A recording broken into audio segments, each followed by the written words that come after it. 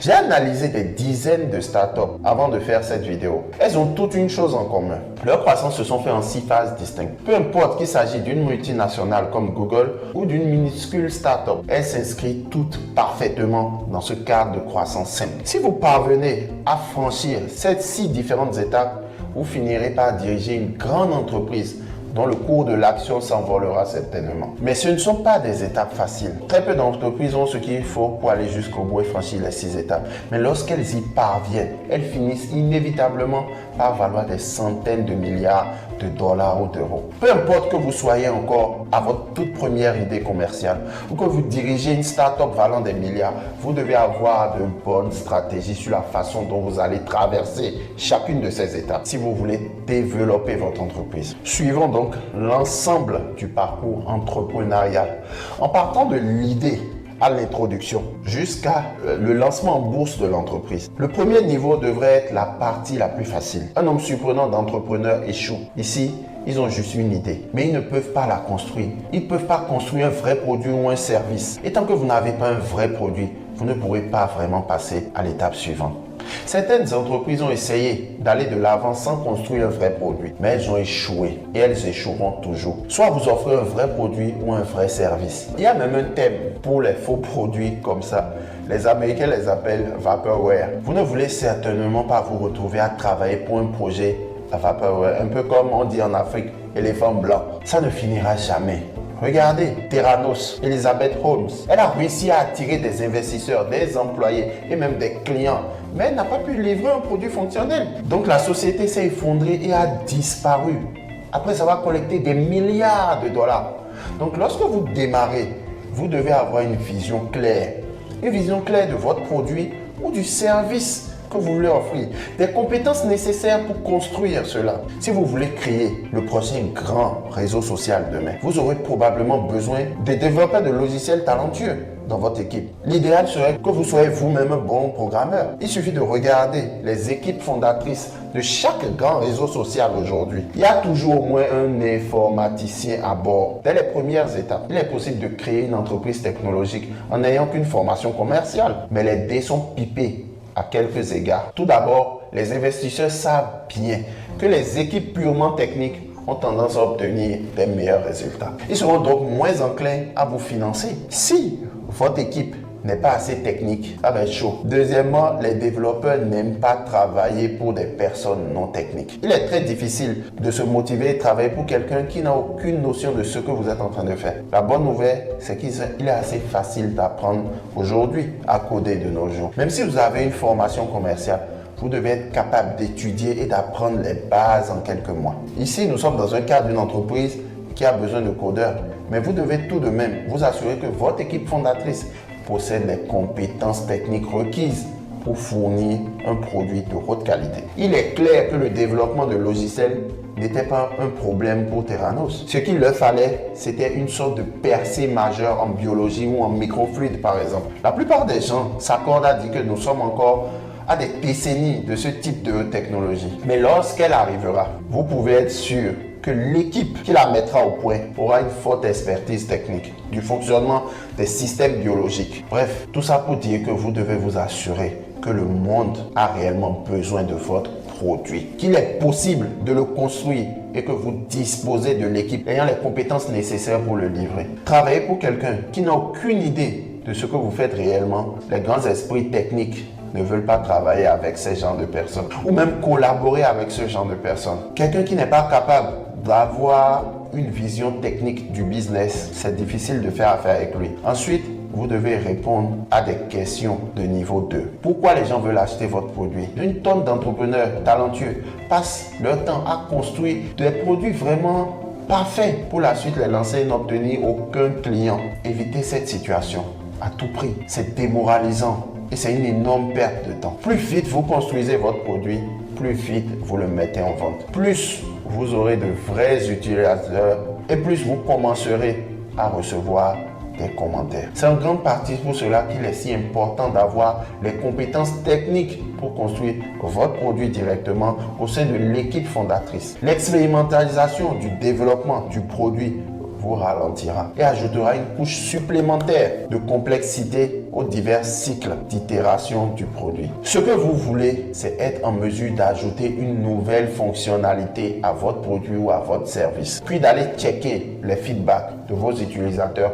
immédiats. Et dès que vos utilisateurs vous donnent leur avis, vous devez l'incorporer à la version suivante. Alors, comment pouvez-vous prouver de manière concluante que les gens veulent acheter votre produit? Eh bien, vous pouvez faire un petit test. Beaucoup d'entrepreneurs commencent par demander à leurs amis, à leur famille et même dans leurs relations professionnelles de tester leur nouveau produit ou leur nouveau service. Vous aurez la vérité qui viendra à votre oreille. Il peut être difficile d'obtenir un retour d'information honnête de la part de personnes que vous connaissez. C'est vrai, c'est là qu'un marketing test plus large peut être utile. Partagez une démo de ce que vous construisez sur des sites populaires pour que ça ne soit pas toujours les mêmes personnes. Facebook est là avec 1 milliard de personnes ou combien de milliards? C'est gratuit.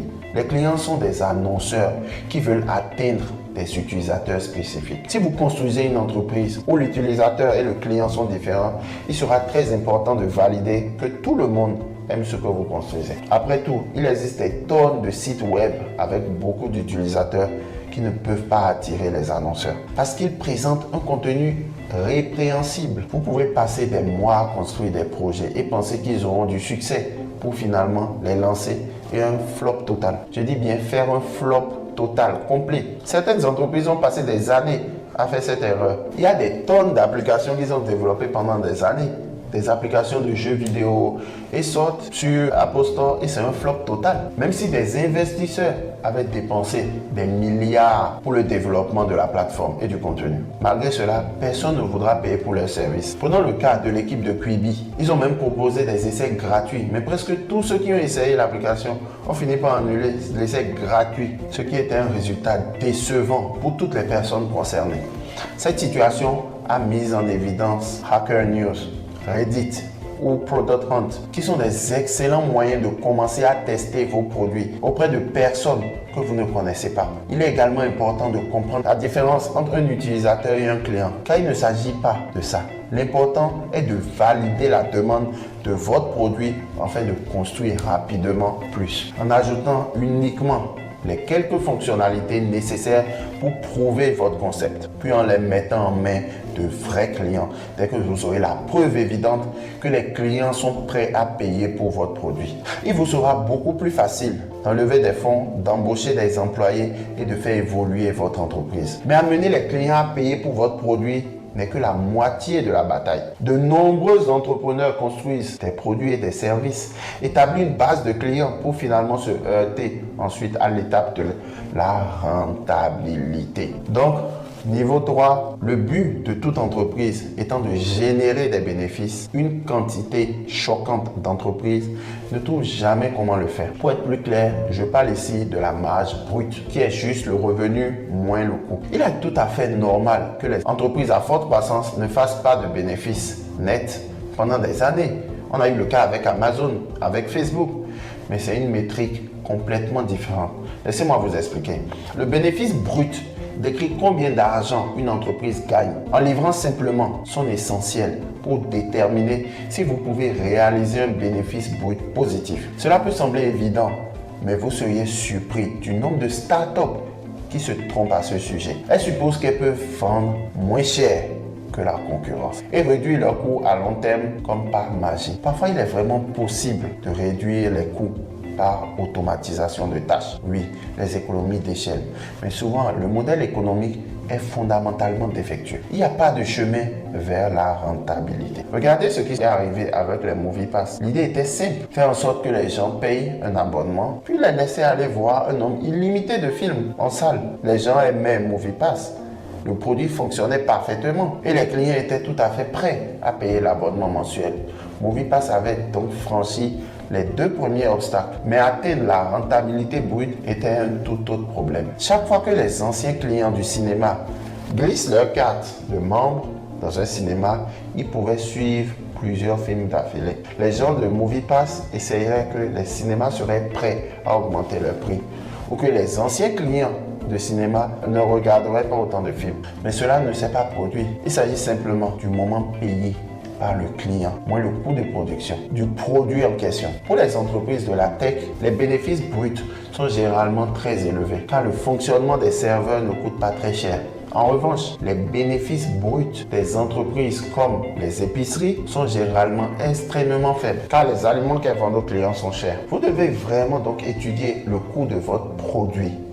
C'est un facteur déterminant. Au contraire, le coût de chaque ancien client du cinéma dépassait les recettes de MoviePass Rapport. La société n'a donc jamais été en mesure de générer un bénéfice brut. C'était une situation difficile pour MoviePass et la société a finalement dû déposer le bilan car elle ne parvenait pas à trouver un modèle économique rentable. Même si elle avait créé un produit que leurs clients aimaient, tout cela n'avait aucune importance puisqu'ils perdaient beaucoup d'argent. Soyez donc toujours honnête avec vous-même et avec vos investisseurs. Existe-t-il vraiment un moyen de réaliser des bénéfices bruts fiables? Quand vous créez la société, vous devez vous poser cette question. N'importe quelle entreprise peut attirer des clients en vendant quelque chose à un bas prix ou à un prix insoutenable. Mais si elle ne parvient pas à redresser la situation rapidement, la faillite est inévitable. Mais supposons que vous ayez trouvé une entreprise rentable. Chaque client que vous faites venir génère plus de revenus que de coûts. Vous êtes dans une bonne situation financière, eh bien, vous avez maintenant un nouveau problème. La question est comment faire pour mieux développer votre entreprise. Vous avez peut-être quelques clients qui arrivent par voie organique, mais très peu d'entreprises à grande échelle restent à ce stade. Lorsque vous arrivez à ce stade, deux thèmes, vous commencez à regarder la valeur à vie du client et le coût d'acquisition du client. La valeur à vie ou lifetime value est le montant total du bénéfice brut généré par un client. En gros, il s'agit du bénéfice que vous retirez réellement d'un client moyen. Un article coûteux comme un produit de luxe tel qu'une voiture peut générer des milliers d'euros en valeur à vie presque immédiat. À l'inverse, un jeu gratuit peut ne générer que quelques euros à valeur à vie. Donc, la majeure partie provient d'une petite partie de la base d'utilisateurs. Pareto 80-20. 80% de vos revenus viendront de 20% de vos clients. N'oubliez pas que la valeur à vie a un chiffre moyen. Ainsi, certaines entreprises auront des tonnes de clients qui utiliseront leurs produits gratuitement ou leurs services. Ils réaliseront plus tard leurs bénéfices grâce aux gros clients. Quoi qu'il soit, cette valeur à vie détermine le montant que vous pouvez dépenser pour acquérir un nouveau client. Si votre valeur à vie est de 100 euros, payer un coût d'acquisition d'un client à moins de 100 euros signifie que votre croissance est rentable. Et c'est là que les choses se compliquent. Vous voyez, trouver de nouveaux clients n'est pas toujours facile. Vous devez peut-être tester plusieurs canaux de marketing différents avant de trouver celui qui parvient à croître de manière organique pour toujours. Finalement, chaque entreprise construit un département de vente et de marketing. Même si vous ne voyez pas beaucoup de marketing pour les produits comme Google Ads, il y a toujours un grand département pour cela qui se consacre à inciter les annonceurs à payer pour des annonces sur Google. La construction d'une machine marketing rentable est essentielle pour dépasser le 4e niveau. Et c'est l'une des choses les plus difficiles à faire. Même si après avoir diffusé vos publicités, incitez maintenant le client à acheter. Vous devez vous assurer que vos coûts d'acquisition client restent inférieurs à la valeur à vie au fur et à mesure que vous évoluez. Et c'est là que beaucoup d'entreprises ont des problèmes. Elles ont construit un produit que les gens sont prêts à acheter à un prix rentable. Elles n'arrivent pas à trouver des canaux de marketing évolutifs. Beaucoup de jeunes entreprises commencent à diffuser des publicités sur Facebook et obtiennent un bon résultat pendant les premiers mois. Mais petit à petit, alors qu'elles commencent à dépenser de plus en plus d'argent, le coût d'acquisition des clients commence à augmenter. Finalement, qu'est-ce qui se passe? Le canal marketing n'est plus rentable. Donc, l'entreprise doit trouver un nouveau moyen d'atteindre les clients, ce qui peut conduire à une situation vraiment difficile. C'est la même chose qui s'est passé avec l'entreprise Blue Apron, peu après leur entrée en bourse. Même si leur activité de livraison de repas en kit s'est considérablement développée, ils ne parvenaient pas à acquérir de nouveaux clients à un prix suffisamment bas pour construire leur croissance.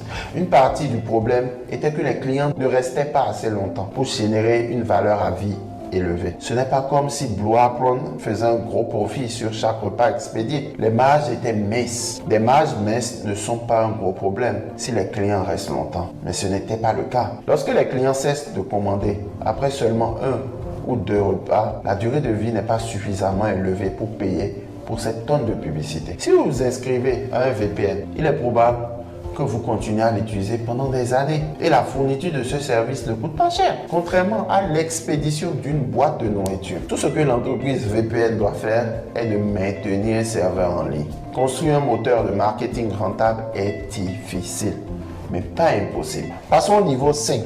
Voyez-vous, une fois que vous avez une entreprise en pleine croissance qui commence à tourner autour de son échelle de progression, quelle est la taille du marché que vous visez? À quelle vitesse pouvez-vous le conquérir? C'est là que le gros investisseur en phase de croissance commence à s'impliquer. Lorsque vous travaillez simplement à la création d'un produit, vous pouvez peut-être lever 1 million d'euros en capital d'amorçage. Une fois que vous aurez des clients payants et une stratégie marketing viable, vous pourrez peut-être lever 10 millions d'euros, comme l'ont fait Getaround dans la location de voitures. Mais tout change une fois que vous pouvez prouver que dès 2 mois, la valeur à vie diminue. Ce qui signifie que l'équipe marketing ne pouvait pas dépenser autant pour acquérir de nouveaux clients.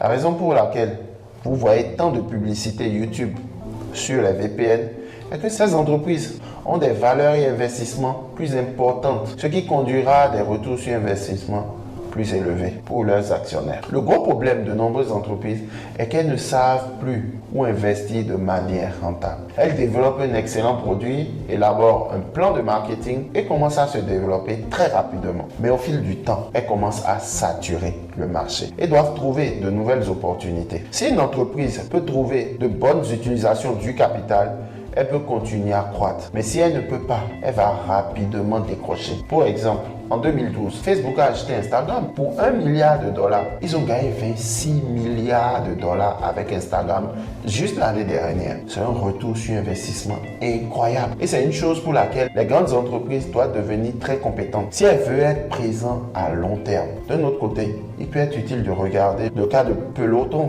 En 2020, les stocks ont commencé à grimper rapidement alors que les gens commandaient de plus en plus de vélos d'exercice parce qu'ils étaient confinés à la maison. Peloton était parfaitement positionné pour profiter de la nouvelle tendance à s'entraîner à la maison. Mais ils ont rencontré un problème. En fait, tous ceux qui voulaient acheter un vélo Peloton l'ont fait en 2020. Ils ont livré d'excellents produits. Tout le monde était confiné chez lui à un bon prix. Tout ça a professionnalisé leur effort de marketing, mais ils ont atteint leur plafond. C'est toujours un peu idiot de dire qu'on aurait pu faire mieux. Mais pensez-vous qu'ils auraient pu éviter la situation en acquérant d'autres marques concurrentes, en créant des extensions logistiques? La plupart de leurs concurrents valent moins de 8 milliards. Mais avec le confinement, Peloton valait 60 milliards à son apogée. Il est difficile de dire que cette stratégie aurait pu fonctionner pour eux. Mais la valeur de Peloton a finalement chuté à seulement 8 milliards aujourd'hui. Il est donc clair que les actionnaires ne sont pas optimistes quant à la poursuite de l'expansion de l'entreprise. Quand vous êtes une société publique, vous devez être capable de trouver constamment de nouveaux domaines de croissance. C'est une tâche incroyablement difficile, mais c'est pourquoi ces entreprises valent des milliards. Il existe une catégorie entièrement différente d'entreprises qui sont essentiellement intouchables. Ce sont les méga sociétés qui ont atteint le nirvana des startups et franchi le 6e et dernier obstacle de la réussite commerciale. Elles ont créé une plateforme. Toutes les startups aiment dire qu'elles construisent une plateforme. C'est un mot à la mode. Et pour être juste, certains entrepreneurs construisent vraiment des plateformes alors que leur action était si bien valorisée. Strava, par exemple, aurait pu les aider à s'étendre au fitness en extérieur. Tonal leur aurait permis de proposer des entraînements de musculation. Mais ces choses prennent du temps à se développer réellement. Microsoft est l'exemple classique d'une entreprise à plateforme. Bill Gates a décrit exactement comment il pense à la construction de plateformes. Il dit que vous n'êtes vraiment une plateforme que si la valeur de l'écosystème au sommet de la plateforme est plus grande que l'entreprise qui possède la plateforme. Ce que cela signifie en pratique, c'est que vous devez permettre à des entreprises entièrement nouvelles de se développer sur ce que vous avez construit. Et si vous additionnez toute la valeur que ces entreprises créent, elle est plus importante que l'entreprise mère. Vous comprenez? C'est certainement vrai avec Microsoft. Regardez Windows, qui a permis à des industries entières de proposer des logiciels de comptabilité, de jeux vidéo, tout en construisant Windows. Mais Microsoft n'est pas la seule société de plateforme. Toutes les grandes entreprises technologiques ont trouvé un moyen d'acquérir le niveau 6 et de devenir une véritable plateforme. Le cas de Apple. Moi, je suis client chez eux. Tous mes téléphones sont Apple, mon ordinateur Apple. Prenons le cas d'Amazon. Amazon a créé une plateforme pour les commerçants indépendants. Je fais du e-commerce Amazon FBA. Des tonnes d'entreprises ont été créées à partir de Google Search, Google Apps et même YouTube aujourd'hui. On a parlé aujourd'hui des 6 étapes de croissance d'une entreprise. Voilà, c'est tout pour aujourd'hui. Vivez non suivis, soyez en prospérité.